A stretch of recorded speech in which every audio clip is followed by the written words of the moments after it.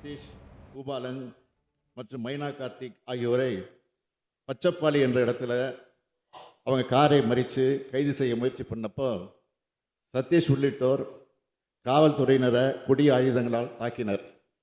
இதனால் சித்தோடு காவல் ஆய்வாளர் பாதுகாப்புக்காக அவங்களை நோக்கி சுட்டிருக்கிறாங்க. இதில் சதீஷ், சரவணன் மற்றும் பூபாலன் ஆகியோருக்கு காயம் ஏற்பட்டிருக்கு. இதனை அடுத்து சதீஷ் உள்ளிட்ட 4 பேரும் சிகிச்சைக்காக பெருந்துறை அரசு மருத்துவமனைக்கு அழைத்து செல்லப்பட்டிருக்கிறார். பின்னர் கோவை அரசு மருத்துவமனைக்கு அனுப்பப்பட்டனர்.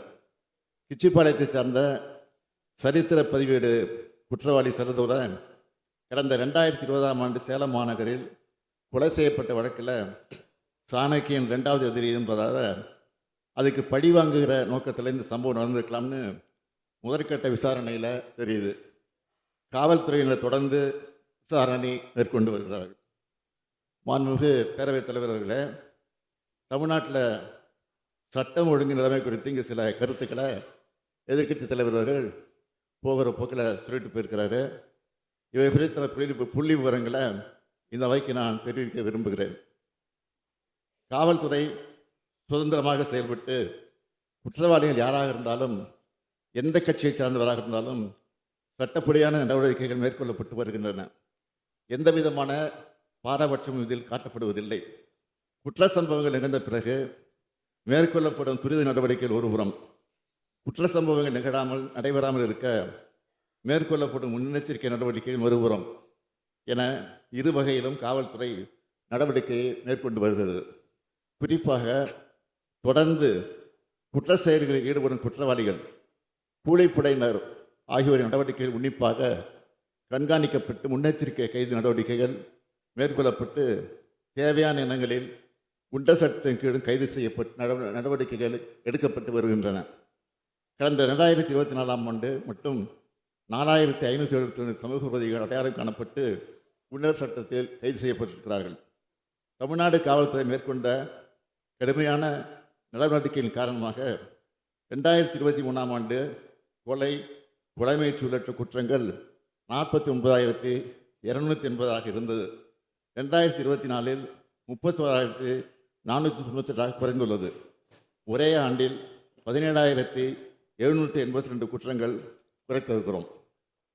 சில கொலை குற்றங்கள் நடைபெறும் காட்சிகள் சமூக ஊடகங்களில் வெளிவரும்போது அதிக எண்ணிக்கையில் குற்றங்கள் நடைபெறுவது போன்ற தவறான கருத்து திட்டமிட்டு பரப்பப்படுகிறது. உண்மையில் எண்ணிக்கையின் அளவில் பார்க்கும்போது 2024ஆம் ஆண்டில் கொலை குற்றங்கள் 6.8 விழுக்காடு குறைந்திருக்கிறது. அதாவது முந்தைய ஆண்டோடு ஒப்பிடும்போது 109 கொலைகள் குறைந்திருக்கின்றன. அதேபோல் பழிக்கு பழி வாங்கும் கொலைகளின் எண்ணிக்கையும் 2024ஆம் ஆண்டில் 42.72 விழுக்காடு குறைந்துள்ளது.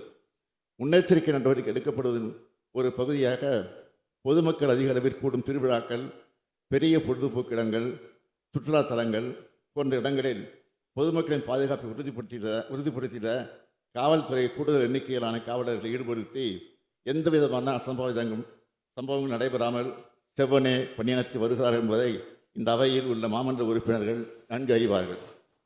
குற்றவாளிகளுக்கு தண்டனை வாங்கி தருவதில் இந்த அரசு சிறப்பு கவனம் செலுத்தி வருகிறது.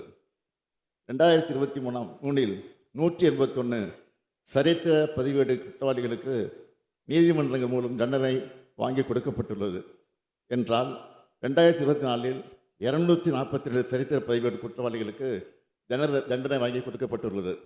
நீதிமன்ற வழக்குகளில் காவல்துறை காட்டிய தீவிர அக்கறையே இதற்கு காரணம். குறிப்பிட்டு சொல்ல வேண்டும் என்றால் 2024 மட்டும் 150 சரித்திர பதிவேடு ரவுடிகளும் ஆயுள் தண்டனை அல்லது 10 ஆண்டுகளுக்கு மேல் கடுங்காவல் தண்டனை நீதிமன்றங்கள் மூலம் பெறப்பட்டுள்ளது. இறுதியாக ஒரே ஒரு புள்ளி விவரத்தை மட்டும் தாங்கள் வாயிலாக இந்த பேரவைக்கு தெரிவித்துக் கொள்ள விரும்புகிறேன். கடந்த 2012 முதல் 2024ஆம் ஆண்டுக்கான நிகழ்ந்த கொலைகளின் எண்ணிக்கை ஆண்டு வாரியாக ஒப்பிட்டு பார்க்கும்போது அதிமுக ஆட்சி காலத்தில், அதாவது 2012ஆம் ஆண்டு நிகழ்ந்த கொலைகளின் எண்ணிக்கை 1943. இதுதான் கடந்த 10 ஆண்டுகளில் நிகழ்ந்த மிக மிக அதிகமான எண்ணிக்கைகள். 2013ஆம் ஆண்டு நிகழ்ந்த கொலைகள் எண்ணிக்கை 1927.